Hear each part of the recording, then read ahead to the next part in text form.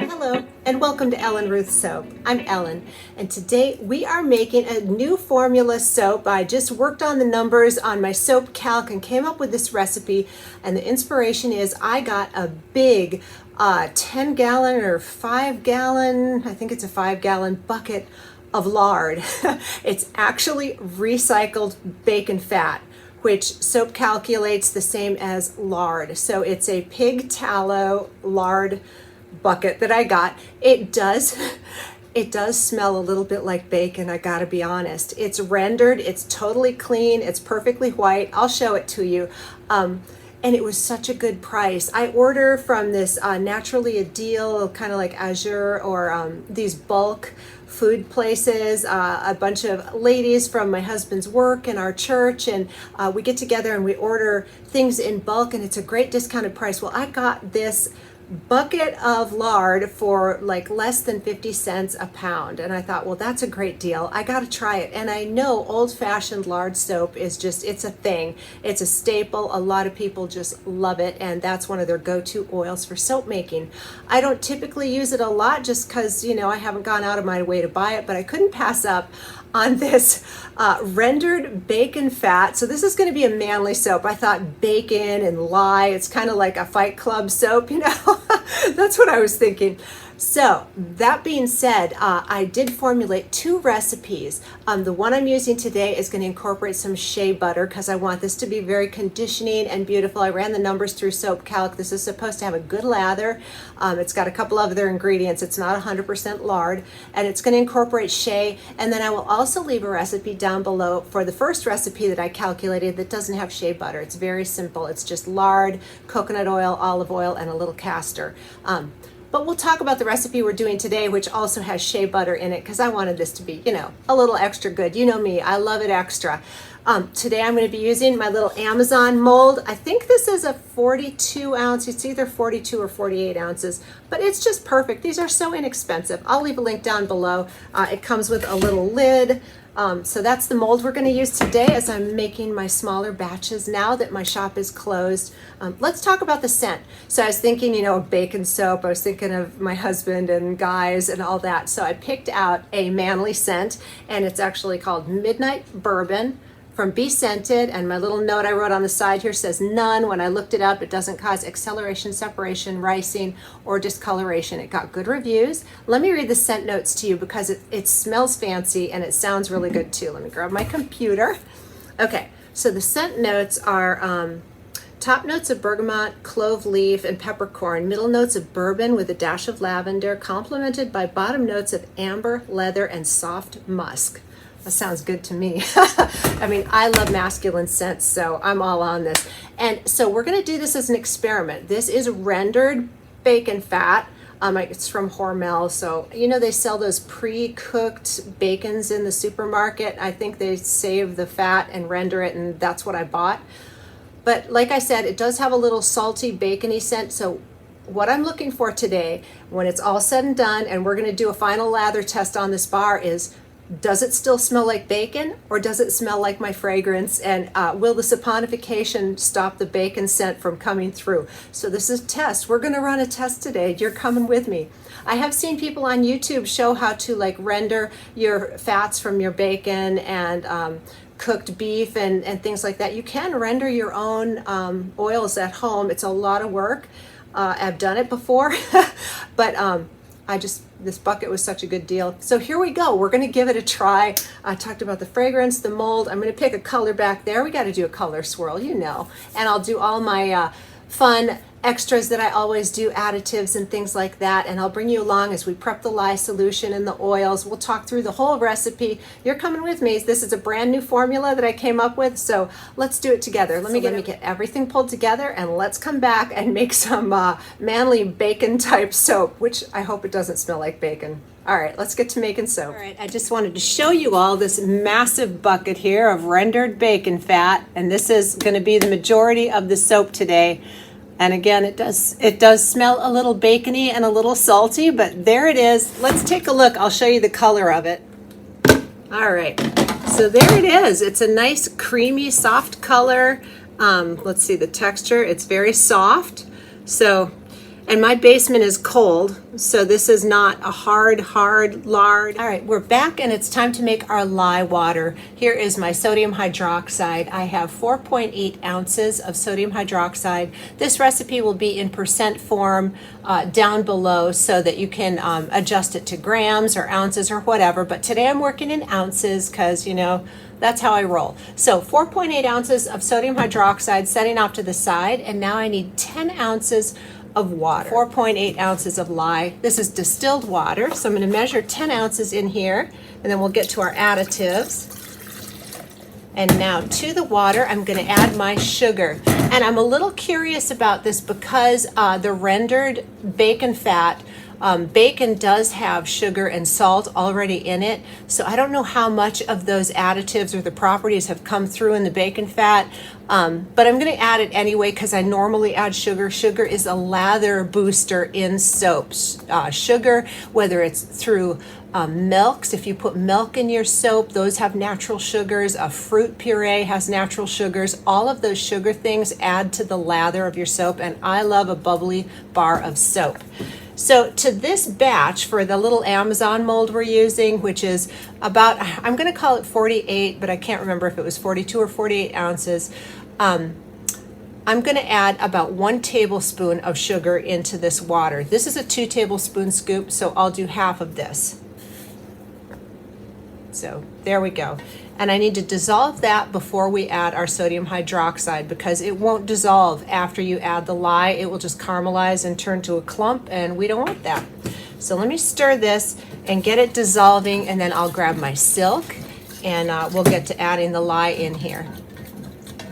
Okay, the sugar is pretty well and dissolved, so now I have my Tussa silk fibers. This is just an additive that I like, the finished feel of a bar with silk. You can totally leave this out of the recipe, and it's hard to measure. I've said this before. It just takes a little teeny pinch that has no weight at all, but just a little pinch. You can't go wrong. You know, if you put more than I do, it'll be fine. If you put less than I do, it'll be fine. If you leave it out, it's fine. So this is just a little extra. Silk does add a silky feel to the lather and a glossy sheen to the bar, which I love. So, and I've got it, so I'm using it.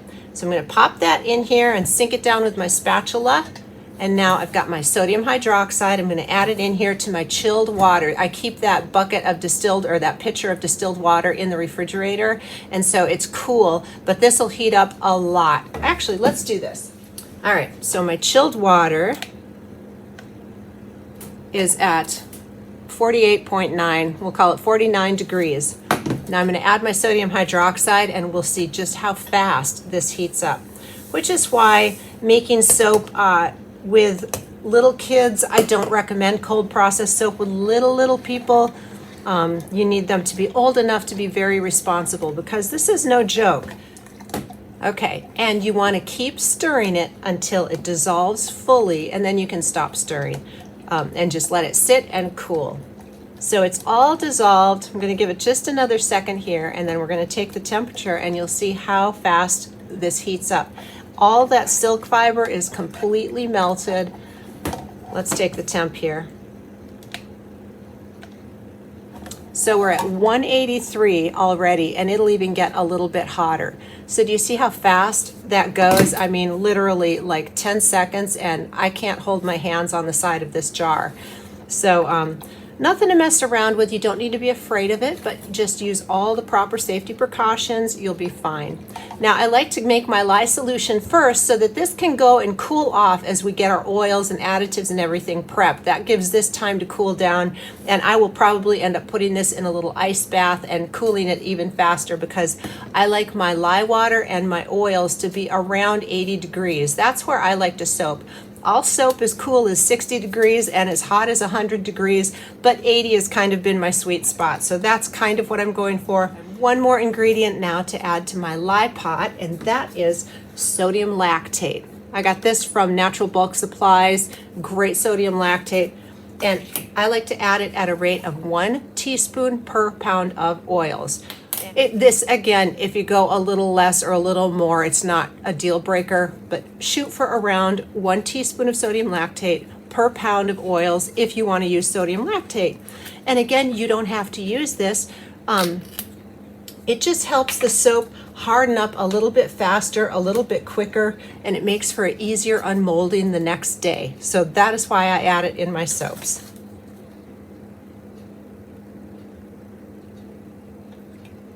There we go.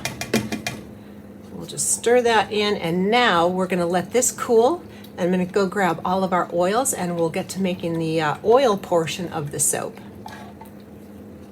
All right, we are back, and it's time to measure out our hard oils and butters, and then I like to pre-melt them and then add my liquid oils because that helps cool down the hard oils and butters that I pre-melted. So this is just how I do it with soap. So we're going to measure in the hard oils here, which is 15.3 ounces of lard, or our rendered bacon fat. And this is a very soft consistency. I'm kind of surprised by that. Kind of cool. All right, you know, this is new for me. Kind of like it when you guys come along with me doing new stuff. I feel like I'm not doing it alone. All right, we're going for 15.3 ounces.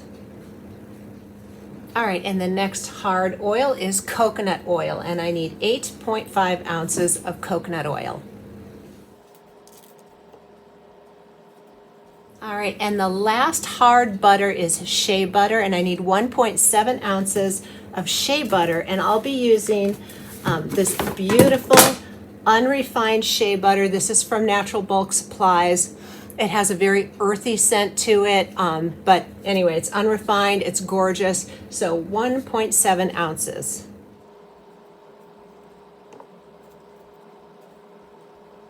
Okay, this is it for the hard oils and butters. I'm going to get these pre-melted down, and then we'll come back for the liquid oils. All right, we are back for the liquid oils, and it's castor oil and olive oil. Real simple. Here is my castor oil from Natural Bulk Supplies. I also have a discount code for them down below, so check it out. We need 1.7 ounces of castor in here. And castor oil is really good for lather. It supports the bubbles. It doesn't create bubbles, but it supports the lather, so it's really, you know, a good bubble holder. I love that. All right, and now I need 6.8 ounces of olive oil, and this is Kirkland brand. I just got this at Costco. Olive oil prices have gone up.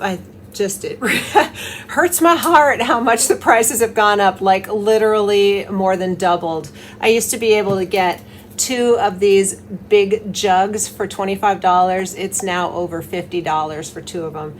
Crazy, crazy. So 6.8 ounces of olive oil, and I would just say hunt around and find the best price you can on olive oil. All right, that is it for our oils and butters. Okay, we are back to add our dry additives into our oils, but before I do, let's talk about the soap design. Today, for the color swirls, I have this Proud Peacock from Nurture Soap, and this is one of my all-time favorite colors, this gorgeous teal blue. It's blue with a little hint of green. It's like the perfect mermaid color blue. I love it. But you know, this midnight bourbon. So this is the midnight color. Here's the bourbon color I'm using, dark chocolate mica from Be Scented. I thought these two together will make such a pretty swirl in here.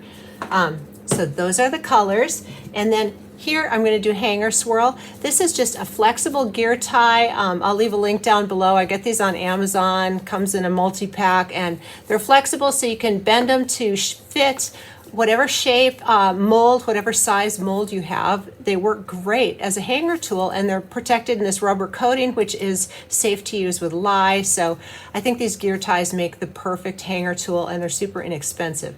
So we'll do a hanger swirl, and this is, I'm banking on the fact that this soap is going to behave.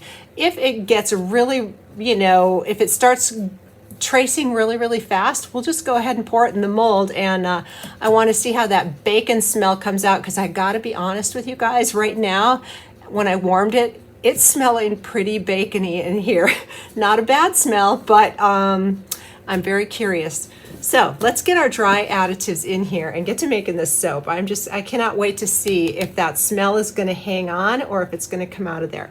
This is a 2 tablespoon scoop, so I'm using half of it. So about 1 tablespoon of kaolin clay is going in here, and 1 tablespoon of colloidal oats is going in here. Let's get this blended up.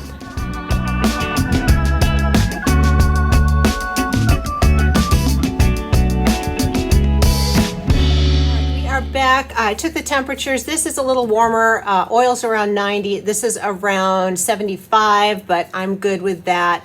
Some people are very strict and they want their oils and their lye water to be exactly the same temperature, and that's fine, but I have not had an issue not being quite that specific. So we have everything ready to go, and I'm going to proceed with caution and kind of stir and pulse with my blender here as I add the lye water, because this is a new formula. You're with me here. This is the first time I've done this recipe, so I'm not sure how it's going to behave. So it's just kind of by feel. I'm going to be stirring and pulsing and just checking to make sure it doesn't move too fast. And the fragrance is already in here. That bacon smell was getting to me, so I went ahead and threw the fragrance in here because the fragrance has good reviews. The fragrance isn't going to be troublesome, so it'll be the recipe. If I have an issue, it's probably going to be the recipe, not the fragrance. So let's go ahead and add our wonderful lye solution with all the goodies in it to our oils with all the goodies in it. I love my extras. And again, when you're making soap, you can go as simple or as complex as you want to go. You could just do the oils and the water and the lye and you're good to go. And it'll still be fabulous. Okay, so we've got emulsion. Feels all right. Let's get our colors over.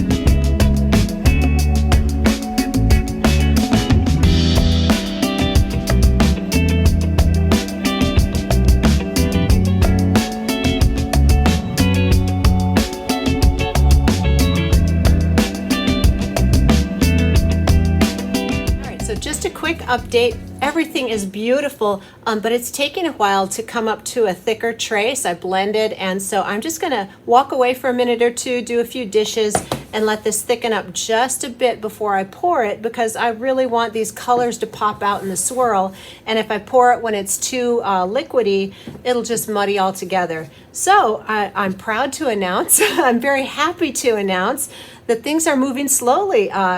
So yeah, that's encouraging. If that bacon smell doesn't stick around after the soap is done, I'm going to be really glad I bought those oils, that big bucket. But if it still smells like bacon afterwards, I'm going to be a little vexed. We'll see. Only time will tell. But let's give these a few minutes to thicken, and then we'll get to pouring.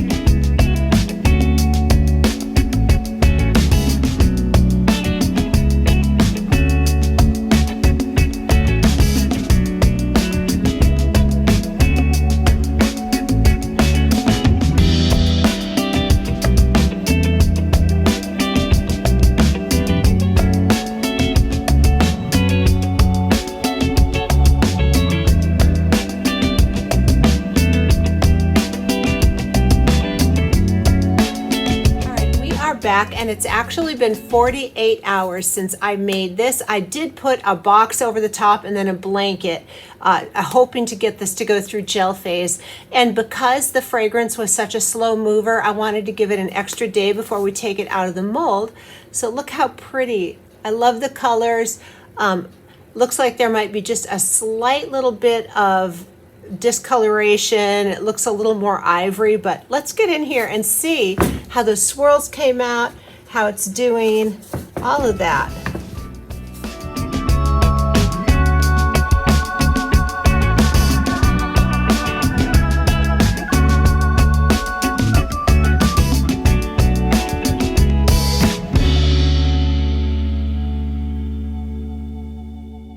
We are back, and I'm going to use my single bar cutter today. I got this years and years ago from Bud's workshop on Etsy.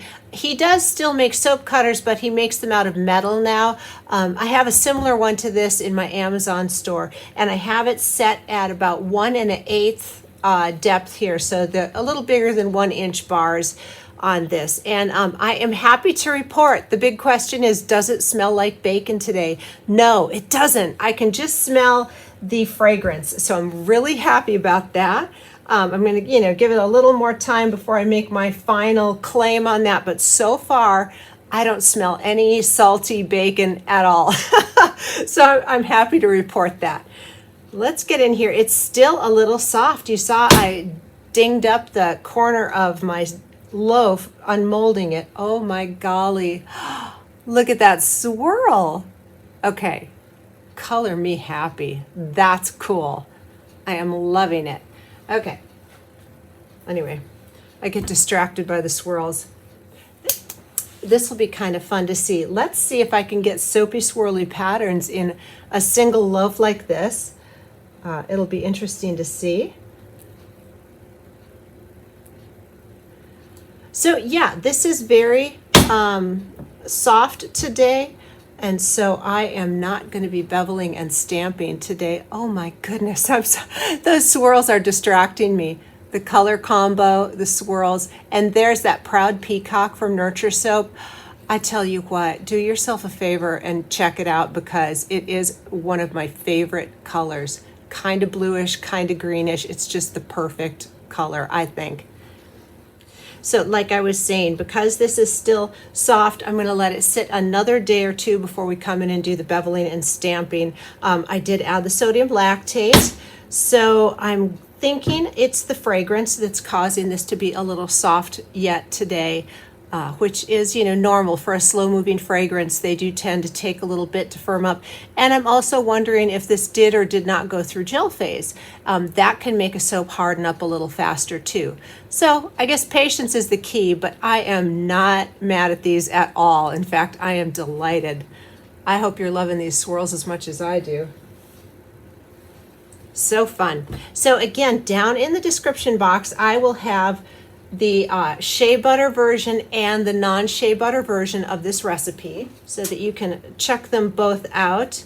I know that Lard soap is a homestead staple. So, it's a great all-purpose bar. Because this, when it's all said and done, should cure out to be a nice hard bar of soap. So the reason that I pulled out my single bar cutter is that I'll have time to chat with you as I cut through one loaf. I'm used to doing the big, multiple loaves, and I can do my Olga multi-bar cutter. So I thought this would give us time to chat. I just can't be happier with these swirls, y'all. Honestly, so fun. And I'm glad, let's talk about that. I'm really glad that I just walked away and waited a few minutes for it to firm up, because if I had poured this and tried to do the swirl when it was so liquidy, these would have probably muddied up. But because I took the time to wait for it to thicken up a good little bit, that's why you get the nice, very swirly, yet very definitive colors. And yeah, I could not be more pleased. And again, as I'm cutting into this, I'm honestly not smelling any bacon at all. I'm only smelling that wonderful midnight bourbon fragrance, which is a thumbs up and a super slow mover. If you had an intricate soap pour that you wanted to do, like a wood grain or something, this fragrance would be perfect. It has a sort of masculine cologne-y note to it, which I love, and a very, very slow mover. Oh, these swirls do not disappoint. All right, well, I am going to just finish cutting these up, and then I'm going to walk away again and wait another day or two before we come in and do the beveling and stamping on these.